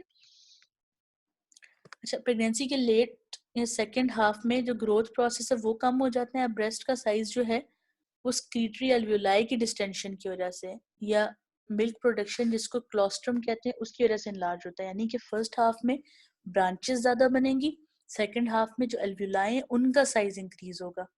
पोस्ट वीनिंग है, वीनिंग का मतलब है फीडिंग के बाद नॉर्मल स्टेट में इनएक्टिव स्टेट में आ जाएंगी, जो जो चेंजेस आई थी वो सब रिवर्स हो जाएंगी, यानी एल्व्यूलाई श्रिंक हो जाएंगे, ब्रांचेस वगैरह भी कम हो जाती है, टिश्यू की थिकनेस भी कम हो जाती है, एरियोला का कलर भी लाइट हो जाता है, ठीक। और निपल का साइज भी वापस आ जाता है जो कि प्रेगनेंसी में इंक्रीज या फीनिंग के दौरान इंक्रीज हुआ होता है। पोस्ट मेनोपॉज यानी कि मेंस्ट्रुएशन स्टॉप होने के बाद ब्रेस्ट की एट्रोफी स्टार्ट हो जाती है, एल्वियोलाई डिसअपियर हो जाते हैं, सिर्फ डक्ट्स रह जाती हैं, फैटी टिश्यू रह जाता है, वो भी कुछ फीमेल्स में बहुत कम हो जाता है क्योंकि ब्रेस्ट की जो ग्रोथ है, रेगुलेशन है, वो सारी फीमेल हार्मोन्स एस्ट्रोजन और प्रोजेस्टेरोन के अंदर अंडर आती है, ठीक है। अगर ये दोनों हार्मोन्स नहीं रहे, ब्रेस्ट को कोई स्टिमुलस ही नहीं मिलेगा ग्रोथ का, तो वो एट्रोफी हो जाती है। अच्छा, ब्लड सप्लाई कहाँ से है ब्रेस्ट को? ब्लड सप्लाई जो है इसकी रिलेटेड है अपर लिम्ब की ब्लड सप्लाई से, एक्सिला की ब्लड सप्लाई से, इसलिए हम इसको पेक्टोरल रीजन के साथ, अपर लिम्ब के साथ पढ़ते हैं, ठीक है। जो आर्टीरियल सप्लाई है ना ब्रेस्ट की, वो है perforating branches of internal thoracic artery, जो कि सबक्लेवियन आर्टरी की ब्रांच है, इंटरकोस्टल आर्टरीज, और उसके अलावा एक्सिलरी आर्टरी भी इसको सप्लाई करती है। जिन ब्रांचेस सप्लाई करती है उनका नाम है लेटरल थोरेसिक और थोरैकोएक्रोमियल ब्रांचेस। वेन्स उन्हीं नाम से मौजूद हैं जिस नाम की ये आर्टरीज हैं। अब आप इस पिक्चर में देखिए इसको समझने के लिए, लेटरल थोरेसिक आर्टरी जो कि एक्सिलरी की ब्रांच है, उससे ब्रांचेस आती हैं जो ब्रेस्ट के लेटरल एस्पेक्ट को या लेटरल क्वाड्रेंट को सप्लाई करती हैं, ठीक है। जबकि दूसरी मीडियल साइड पर देखिए तो इंटरनल थोरेसिक आर्टरी की ब्रांचेस हैं जो कि कहाँ से आई हैं, जो कि सबक्लेवियन आर्टरी से आई हैं, ठीक है। ये पिक्चर आपने याद रखनी है इसलिए कि आप अगर एग्जाम में ब्लड सप्लाई आ जाती है इलस्ट्रेट करने के लिए तो आप ये बनाएंगे, आसान है। ब्रेस्ट का याद रखिएगा कि ब्रेस्ट को स्टडी करने के लिए हमेशा हम इसको क्वाड्रेंट्स में डिवाइड करते हैं, इसे 4 क्वाड्रेंट्स हैं, ठीक है। अपर मीडियल, लोअर मीडियल, अपर लेटरल, लोअर लेटरल, ठीक है। इसे क्वाड्रेंट्स में पढ़ते हैं। तो अभी हम ये कहेंगे यहाँ पर, अगर हम इसको यहाँ पर डिवाइड करें तो कह देंगे कि लेटरल जो दोनों क्वाड्रेंट्स हैं उसको एक्सिलरी आर्टरी सप्लाई करिए ज्यादा, और मीडियल को ज्यादा सबक्लेवियन सप्लाई करिए, ठीक है। लेकिन ठीक हो गया। और कुछ ब्लड वेसल्स देखिए कि पोस्टीरियर इंटरकोस्टल थोरेसिक अयोर्टा से आ रही हैं। ये क्या है, ये जो थोरेसिक अयोर्टा है ना, मेन अयोर्टा थोरेक्स की ब्लड सप्लाई, उसमें से कुछ ब्रांचेस जो है वो इंटरकोस्टल वेसल से होती हुई, इंटरकोस्टल स्पेसेस से होती हुई आकर सप्लाई करती हैं, ठीक है। नेक्स्ट पिक्चर में देखिए क्लियर हो जाता है। यहाँ से देखिए ये तो नजर आ रहा है ना, सिंपली जो एक्सिलरी आर्टरी से आ रही थी ब्रांचेस, थोरैकोएक्रोमियल ट्रंक से लेटरल थोरेसिक आर्टरीज थी, ये आ गया, ठीक है। दूसरी तरफ देखिए तो ये सबक्लेवियन से आ रही हैं डायरेक्ट, लेकिन अब आप यहाँ देखिए ये थोरेसिक अयोर्टा है, ठीक है। इसमें से ब्रांचेस अराइज करते करते जाकर स्किन में से कुछ जाकर सप्लाई कर रही हैं आपके ब्रेस्ट को, तो उनका जिक्र किया हुआ था। यानी कि इंटरनल थोरेसिक है ये सबक्लेवियन से, ठीक है, एक्सिलरी से, और कुछ ब्रांचेस जो हैं इंटरकोस्टल आर्टरी से भी आ रही थी। इंटरकोस्टल आर्टरी कहाँ से आई थी, थोरेसिक अयोर्टा से। सबसे इम्पोर्टेंट चीज जो एग्जाम में आई भी हुई है, 2 बार एग्जाम में आई है, ठीक है। एक बार हमारी क्लास को भी आई थी, और ये मुझे एग्जाम से बिल्कुल 5 मिनट पहले मेरी जो जिसका रोल नंबर मुझसे आगे था, डॉक्टर मासूमा नवाज, उन्होंने मुझे पढ़ाई थी, तो मुझे आज भी वो पिक्चर याद आ रही थी, ठीक है। लिम्फेटिक ड्रेनेज क्या है इसकी, और इम्पोर्टेंट क्यों है, ठीक। लिम्फेटिक ड्रेनेज मेमोरी ग्लैंड की इसलिए इम्पोर्टेंट है क्योंकि इस ग्लैंड में फ्रीक्वेंटली कैंसर डेवलप होता है, ठीक है। फीमेल्स का जो ब्रेस्ट कैंसर है वो बहुत ज्यादा कॉमन हो चुका है अब, ठीक है। आपने भी सुना होगा जरूर किसी न किसी का।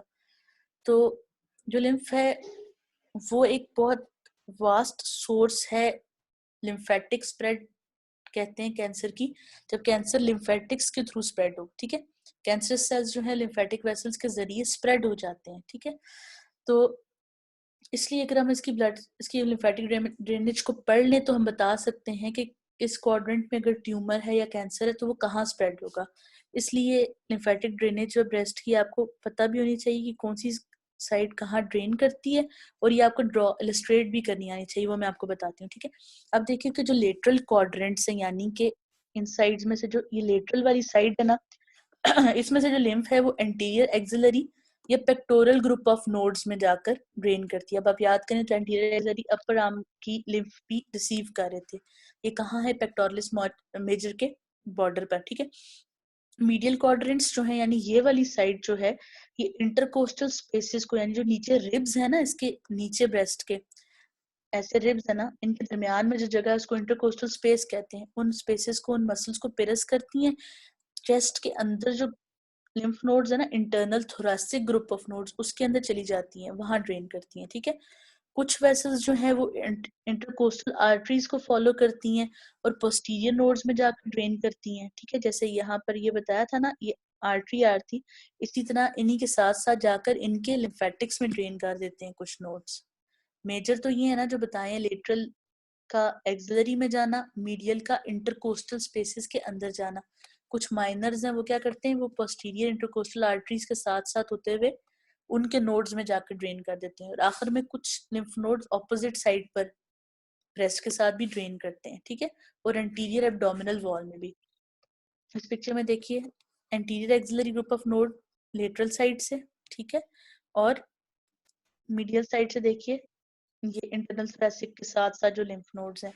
इसके अलावा यहाँ पर जो है इन्होंने वो वाली पोस्टीरियर वाले शो नहीं किए हुए पिक्चर में, उस पिक्चर में थोड़े से बेटर एग्जैक्टली जैसा बुक में मेंशन्ड है वैसी पिक्चर मुझे नहीं मिली स्नेल की जैसी, क्योंकि ऑथर्स में वेरिएशन आती है, ठीक है, ह्यूमन बींग्स के अंदर भी एनाटॉमिकल वेरिएशन होती है, सबके अंदर सेम ड्रेनेज का एग्जैक्टली सेम पैटर्न नहीं हो सकता, ठीक है, इसलिए स्नेल में क्योंकि पिक्चर नहीं है तो जैसा स्नेल ने लिखा है रिचर्ड एस स्नेल ने वैसी मुझे पिक्चर नहीं मिली, लेकिन इसको समझ सकते हैं आप यहाँ से देखते जाइए कि एंटीरियर ग्रुप ऑफ नोड्स में आती है लिम्फ, ठीक है, उसके अलावा लिम्फ कहाँ जाती है, पैरास्टर्नल वो है स्टर्नम के साथ जो चेस्ट के अंदर है, ठीक है, वहां जाती है, उसके अलावा ऑपोजिट ब्रेस्ट में जाती है, और पेरिटोनियल ये प्लूरल कैविटी वो है जो लिखा हुआ ना कि एब्डोमिनल वॉल के अंदर जाती है, तो ये वहां जाती है। तो आपने जब एग्जाम में ड्रॉ करनी है तो आप ऐसी रफ सी पिक्चर भी ड्रॉ कर सकते हैं, ठीक है, जरूरी नहीं है कि आप बहुत अच्छी फिगर बनाएं। मेडिकल में आपको ये एडवांटेज है कि अगर आप अपनी पिक्चर से इलस्ट्रेशन से समझा सकते हैं आपने क्या चीज ड्रॉ करी है तो दैट्स इनफ, आपको मार्क्स मिल जाएंगे, ठीक है। आप बनाइए ऐसे ब्रेस्ट लाइक स्ट्रक्चर, ठीक है, राउंड बनाइए, लिखिए कि इसको मेंशन कीजिए कि मैंने कोऑर्डिनेट्स बनाए हैं, ठीक है, उसको ले जाकर ऐसे करें, यहाँ पर ग्रुप बनाए नोट्स का, इसको लेबल करें कि ये है एंटीरियर एक्सिलरी नोड्स, ठीक है, यहाँ से इसको एरो लगाइए, इसके साथ भी जाए और यहाँ से बताएं कि ये जा रहे हैं पोस्टीरियर इंटरकोस्टल आर्टरीज के साथ, ठीक है। इसी तरह पर आप दूसरी साइड पे बताएं कि ये जा रहे हैं सारे पिरस कर कर, ऐसे ग्रुप ऑफ नोड्स बनाएं जैसे यहाँ पर बने हुए ना इस वाली पिक्चर में, ये वाले इस तरह करके बनाए आर्टरी के साथ कि ये इंटरनल thoracic आर्टरी के साथ जाकर ड्रेन करें, और एक एरो उधर लगा दें, लिख दीजिए टू ऑपोजिट ब्रेस्ट, मतलब आपसे थोड़ा सा चीज को स्केच आउट कर देंगे ना जो आपने थ्योरी पढ़ी है कि यहाँ यहाँ जा रही है, तो ये पिक्चर काफी है, ठीक है। तो बहुत आपको जरूरत नहीं है पूरा बनाकर एक्सप्लेन करने की, अगर आप अपनी एरोज की डायरेक्शन से समझा देंगे कि लिम्फ कैसे ड्रेन कर रही है, ये इंपॉर्टेंट है, ठीक हो गया, thank you. Questions?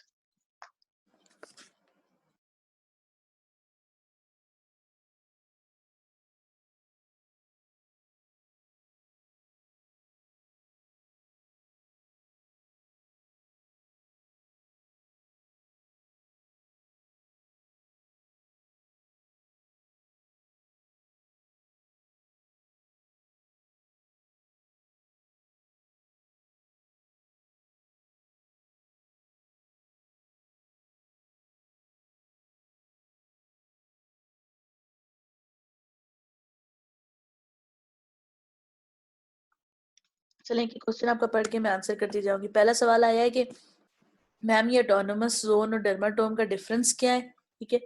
Autonomous zone सिर्फ ulnar, median, radial, common peroneal और शियाटिक नर्व के होते हैं, तो फिर फेमरल ऑबिट्यूरेटर या फिर दूसरे नर्व्स का क्यों नहीं? मैंने आपको पहले दिन बताया था कि एनाटमी में लॉजिक्स नहीं होती, फैक्ट्स होते हैं, हम पढ़ लेते हैं, जो है वो पढ़ना है, जो क्यों नहीं है उसमें बहुत कम आंसर्स मिलेंगे आपको, ठीक है। जो नर्व्स के हेल्थ में आपने याद कर लेने। ऑटोनोमस जोन्स जो है मुझे नहीं लगता यहाँ पर रेलिवेंट है, ठीक है। अच्छा, ब्रेस्ट की ड्रेनेज इंपॉर्टेंट है जी बच्चे, ब्रेस्ट की ड्रेनेज ज्यादा पूछी ज्यादा जाती है एग्जाम में, ठीक है, स्ट्रक्चर के बारे में इतना डिटेल से नहीं पूछते। मिड एक्सिलरी वाली स्लाइड शो कर दें, ठीक है जी, दिखा देते हैं आपको।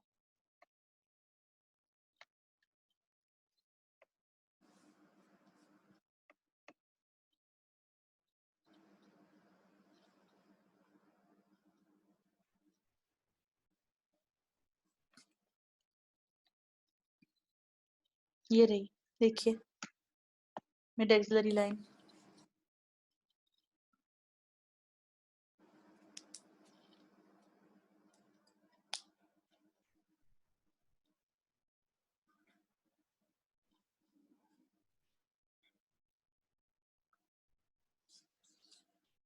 ब्रेस्ट के क्लिनिकल्स पढ़ने हैं जी जनाब, जरूर पढ़ने हैं, पढ़ेंगे इंशाल्लाह। फैटी ड्रेनेज दोबारा बता दें, श्योर। डिफरेंस अभी मुझे इतना क्लियर नहीं है कि मैं आपको एक्सप्लेन कर सकूं, मैं पढ़ के बताऊंगी, ठीक है। डर्माटोम्स की क्लिनिकल सिग्निफिकेंस की स्लाइड रिपीट कर दें, ठीक है, वो भी करेंगे, लेकिन पहले एक दफा लिम्फेटिक ड्रेनेज रिपीट करेंगे, ठीक है।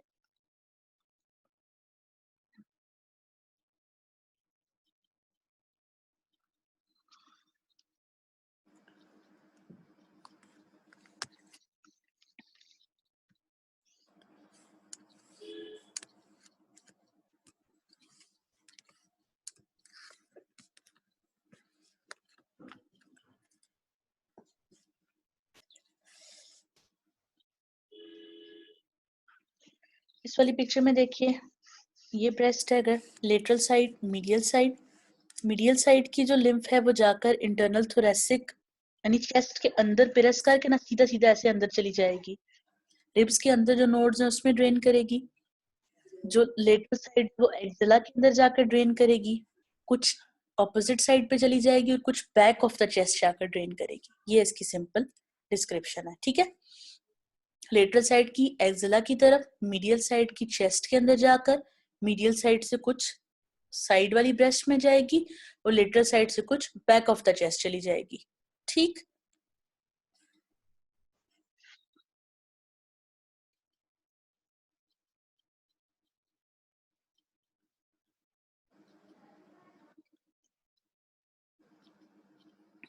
डर्माटोम की क्लिनिकल सिग्निफिकेंस ये है कि बहुत सारे सिम्टम्स जो हैं वो एक ही नर्व रूट से अराइज होने वाले एरिया के अंदर होते हैं, तो उससे फिर हमें पता चल जाए। जैसे सपोज कि आपको कोई लियन या कोई वेजिकल्स जो है छोटे से, जिनको छाले टाइप कहते हैं, वो निकलते हैं और वो एक ही नर्व रूट पे डिस्ट्रीब्यूशन पे, यानी कि सिर्फ शोल्डर के ऊपर अगर होते हैं ना, शोल्डर के पॉइंट पर, और हमें पता है कि ये शोल्डर का पॉइंट वो एरिया है जहाँ पे C5 सप्लाई करता है, तो हम समझ जाते हैं कि C5 के नर्व रूट में पैथोलॉजी या डिजीज है, ठीक है। आप इसे कहते हैं ना कि किसी बीमारी की जड़ तक पहुंचना, आप प्रॉब्लम की बेस तक जाते हो, उसको आइडेंटिफाई करते हो, तो उसके बाद उसका सोल्यूशन निकालते हो। ऐसे ही अगर आपको किसी एक पर्टिकुलर डिस्ट्रीब्यूशन में कोई प्रॉब्लम होना और आपको पता हो कि वो कौन से जोन, कौन से डर्माटोम के डिस्ट्रीब्यूशन है, कौन से नर्व रूट की डिस्ट्रीब्यूशन है, तो आप उस प्रॉब्लम को पिक कर सकते हो। ये एडवांटेज होता है इस डर्माटोम को पढ़ने का, ठीक है। वैसे तो ओवरलैपिंग है ना, दो बहुत सारी नर्व्स मिलकर एक एरिया को सप्लाई कर रही होती हैं, लेकिन कुछ एरियाज ऐसे होते हैं जहां पर सिर्फ एक ही नर्व रूट सप्लाई कर रहा होता है, ठीक है। ये वाली पिक्चर है हैंड की, ये आपने याद करनी है और आपको ड्रॉ करनी आनी चाहिए, ठीक है।